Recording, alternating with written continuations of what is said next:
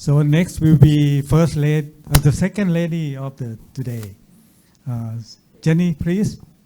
Hi, so today I will be talking about how we use data assimilation to improve on our pumping induced subsidence prediction, and we apply it to the case of Bangkok, Thailand. So my name is Jenny Soonthornrabgsan. I am a fourth year PhD candidate at TU Delft. My direct supervisors are Femke Volsepol, who's here today, and Mark Bakker, who might be joining us online. I didn't include the rest of our collaborators in here, but they're acknowledged as well.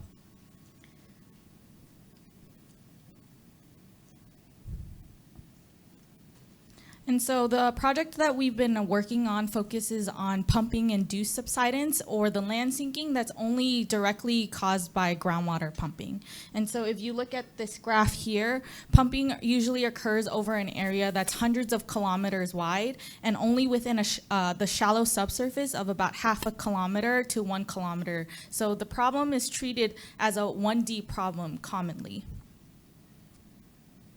And it's also a very common problem in deltas worldwide, as seen in this figure here. And so this is a relevant issue because, as mentioned from Mark and Wim, that combined with sea level rise, local land sinking can exacerbate the effects of the sea level rise happening in that region. And so the amount of sinking can be on the orders of many meters that are occurring over many decades. And so it's a long-term problem. To adequately plan and prepare for this, many studies have recommended the use of numerical models. But the data needed for numerical models can include pumping and the drivers, such as pumping, and then observations to help constrain the model to real-world situations. So we need observations of groundwater and subsidence, and then also the subsurface properties. The data often exists, but the problem is it might not be collected over a wide enough area over a long period of time. To demonstrate that, here in this figure, on the top panel, we have a time series of pumping. In this middle panel is groundwater observations, and this lower panel is subsidence measured by benchmark leveling. And so you see that the amount of overlap between these three time series is about 10 years. But the process that we want to analyze is on the order of many decades. And so this problem is an issue when we're trying to model it. Another issue that we're facing is in deltas, we often have clay layers. And so if you're pumping, the groundwater changes aren't happening as quickly in the clay layers. It's a lot slower. And so there's a delay between the amount of pumping that's going on and the subsidence that you see. And so it's even more important that you have a longer overlap between the time series to capture this delay. And so now to the case study of Bangkok, Thailand. Our study area covers the provinces of Nonthaburi, Krungthep, and Samut Prakan, but we're going to call this the greater Bangkok area. The geology underlying this area are a series of confined aquifers. There's about 8 of them, and these aquifers are bounded on top by a clay layer. But most of the pumping historically has occurred in the PD, NL, and NB aquifers, and so the study will be focusing on the top 4 aquifers as well as the clay layers that bound them. Throughout the study area are well nests provided by the Department of Groundwater Resources. These well nests have a number of wells attached to them in these different aquifers that provide groundwater observations. Located throughout this area also are a bunch of benchmark levels that are surveyed, and so that provides some data for subsidence. But like I said earlier, Bangkok has a little bit of a problem of the lack of temporal overlap between the time series. Mainly we're relying on benchmark leveling because when there was a lot of groundwater occurring, there were only benchmark levels, and there wasn't a lot of satellite data to work with or GPS as well. And so this leads us to our first paper. We wanted a method that was simple enough to deal with the lack of overlap between the time series, that was simple enough to do that, to model pumping-induced subsidence in deltas. And so this is our first paper that was just published about a week ago. You can access it here in the QR code on the lower right-hand corner. Essentially what we're doing is described in this workflow here, which looks extremely complicated, but all that we're doing is we're taking in the basin-wide pumping, and so the pumping is occurring in our aquifers in the blue layers here, and so we're modeling that using a data-driven groundwater model. What's happening is in the clay, the response is a lot slower. And so we're using the groundwater simulated in the aquifers to then drive a diffusion model in our clay layers so that we get the delayed groundwater effects in the clay. And then once we have the head changes in both the groundwater, the aquifers and the clays, then we can use that to compact the subsidence model, the compaction for each layer, and we sum that up for an estimate of pumping-induced subsidence. Notice that we have groundwater heads here constraining the groundwater level, so we're calibrating that using a least squares approach. And then here is observed subsidence from benchmark levelings that's constraining our subsidence model. So these are our results for a well in the northern Gungtae province. It's in the northern boundary. And so for groundwater, here what we have are observations in black. Our only input here is groundwater pumping, and our model simulation is in yellow, green, and red, respectively. And so here you see that our models are capturing the overall decline and rise of our observations quite well. And so these are the subsidence results. These are annual subsidence results from about 1978 modeled until about 2020. The only issue is we only have observations, benchmark levelings, from about 1992 to 2000. But you see that our model simulation in blue is capturing the overall rise and fall of our benchmark levels in orange quite well, with a root mean square error of about 1 centimeter a year. So that was at one wellness, and you saw that the performance was quite good. And so you think, oh, what improvements are you talking about? But at another wellness to the east of the city, you see that with our groundwater simulation still doing quite well, but our subsidence simulation is characterized by these very variable subsidence rates that are observed.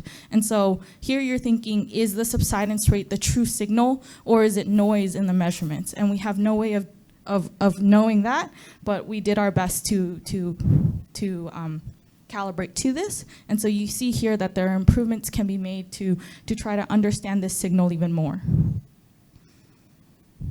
These are our results for every wellness. For the groundwater ones, each wedge represents a model that's created for a different aquifer. And so you see that most of them are on the bluer side, which means that it's performing quite well. Only some of the deeper ones, NL and NB aquifers, need a little bit more work. For the subsidence side, you see that we still deal with the issue of not knowing if we have either a bad fit or really outliers in our measurements. And so here you really see that there are more improvements to be made.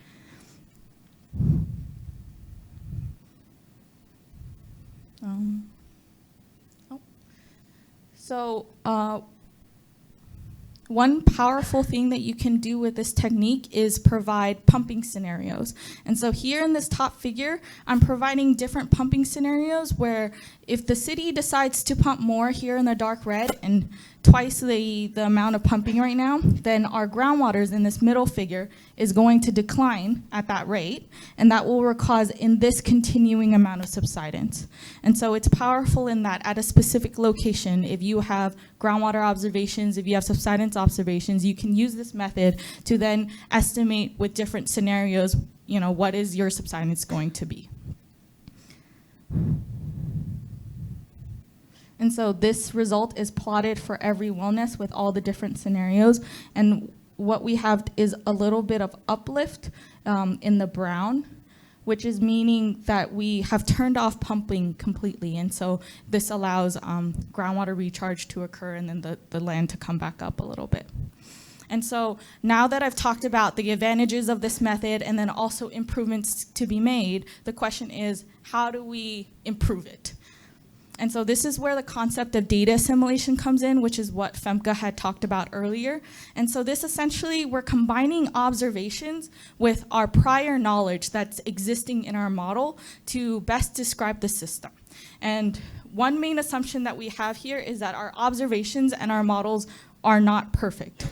And so I'm gonna best describe that using this figure that I took from my colleague. What he's trying to do is he's trying to estimate parameters to best model pressure over time. So this is pressure over time. Based on his first guess at his parameters, this gave this series of gray lines. And you see how wide it is, you don't know if it's true or not. And what you're doing is you're introducing these observations in red. And then you see that the data assimilation update, or it's called the posterior, is in blue here. And you notice that the posterior isn't fitting to the observations exactly because we're assuming that the observations are not perfect, right? And so data assimilation is updating based on our observations like this. Now, based on our parameter estimations, how do we know that data assimilation is getting a good value? Right? It could just be updating randomly. We might have what's called a non-unique solution, which means that a bunch of different parameters give a similar solution. And so we need a way to test it to make sure that it's getting the right answer. And so now we're using what's called a synthetic experiment in data assimilation. And so here we're assuming that our parameters are known, our input are known, and then our outputs are known, right? So you know the answer to everything, and you want to see how does data assimilation do. And this is represented in this graph here, and so our prior knowledge in our model is shown in green, in the green triangles. Our observations are shown in blue, and our data assimilation update is shown in purple. And the truth, because it's a synthetic case, we know it, is shown in red. And so you see that for all the cases, the data assimilation update in purple is closer to the truth than if we relied on just the model or just the observations. And so this is the powerful advantage of data assimilation. You're combining our information that we know from both our model and our observations to get the best update possible. And so this is what we want to do in the previous study.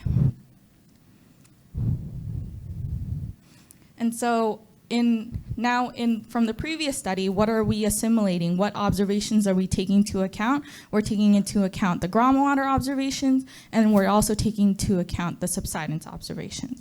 And what are we estimating? We're estimating the groundwater parameters in our groundwater models, our subsidence parameters in our clay models and our subsidence models.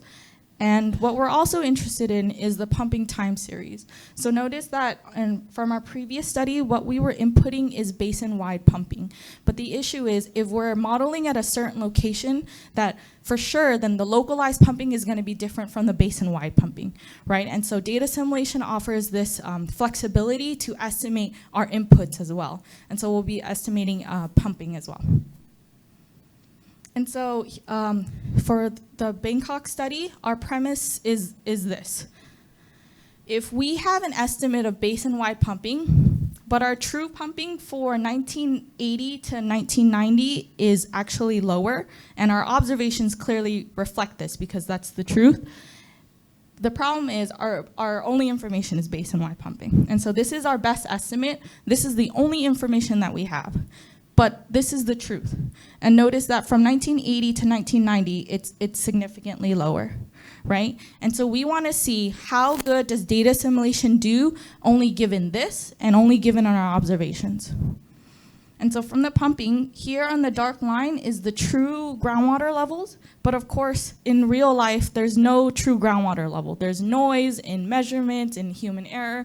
And so we're giving it this noisy blue observations instead. And so given our best estimate and noisy observations, how close can we get to our true parameters and our true pumping? And so these are the results for our groundwater. For 3 different wells, the same 3 different wells that we saw to the east of the city. And so our starting point, our first guess, is showing in dark red. And what data assimilation is updating to is dark blue. So here. And what we're comparing it to is the truth, which is in light blue. And we're also providing a different method to compare it to. So we're comparing it to least squares. And so least squares is not only estimating the parameters, but also pumping as well, and giving the same data. So we're comparing just the method. And so here you see that both the dark blue and the pink lines are close to the observations. It's close to the truth. They're both doing quite well. Now we look at subsidence. And so here we start with the very zigzagged subsidence line, and then data assimilation updates it closer to our observations in the blue line. And if you want to look at that in a bigger figure, here, you see that least squares actually gets closer, a little bit closer to the truth than data assimilation does. And so now the important question is, how close does least squares does in terms of parameters and in terms of pumping? So in terms of pumping, what we started out with are these random guesses, these red lines. Data assimilation is updating it to this dark blue line. Our truth is our light blue line, and least squares is this pink line. And so here you see the advantage of data assimilation, which is actually that we get closer to the true pumping than least squares does, even though least squares had a better, closer fit to the true subsidence, right? And so here's this advantage of data assimilation here. And now, of course, our data assimilation in our synthetic case, when we knew the truth, did really, really well. And so that gives us confidence when we apply it to the real experiment when we don't know the truth, right? Because we don't know the truth, but we have confidence in our synthetic experiment, then we can trust these results. And so here we're going in with only our best estimate of pumping. We don't know anything else. And we only have our observations. And so these are the results for groundwater once again. Our first guess here is in dark red, our update to the dark blue, and then it's compared to least squares in pink. And so you see that both least squares and data assimilation are still performing well for groundwater. If we compare it to our previous study, these are the plots from earlier where it wasn't fitting exactly well, but we were getting the overall trend. And now with data assimilation, here we're fitting to our observations a lot better with reduced root mean square errors as well. Now with subsidence, in the real case, this is the prior, our starting position that is a little jagged, and then our update. Here you see that our update is sticking to most of the observations quite well, missing for actually a few outliers. And then here you see in a bigger figure that the least squares is actually getting closer to most observations than data assimilation does. But now, if we compare it to our previous study, where we didn't know if this was noise or this was the true pumping signal, you see that least squares can actually account for that and estimate it really, really well from 1978 to 1998. And then with data assimilation, you also see the improvement, but still not as well with least squares. But now the question is, how good is the pumping signal that least squares is able to reproduce? And so here, our starting point is basin-wide pumping, shown in dark red. You see our update in dark blue, and least squares is this very jagged pink line. And so here you see, once again, the improvements in data assimilation that we're able to get a smooth, and we think this is a localized estimate of the pumping, right? So it's a lower peak and it's lower here. And so we're putting in basin-wide pumping and we're getting out localized pumping. And so this is the improvement that data assimilation is able to make. And so the results that I just showed you is going into the second paper where we're working on this data assimilation framework. The first paper I also showed you the results of. And then this third paper, we're hoping to be able to apply this in Ho Chi Minh City, where there's a lot more heterogeneity, so there's a lot of faults, there's even less data. And so we want to see if our method can actually contribute something there as well. And so with that, I would like to thank the NWO for this funding, COSTAT for organizing this seminar, the Department of Groundwater Resources and the Department of Mineral Resources for their advice and their data. And I provided the link to the data that's available from our first paper in my email here. So thank you for listening. Khop khun kha.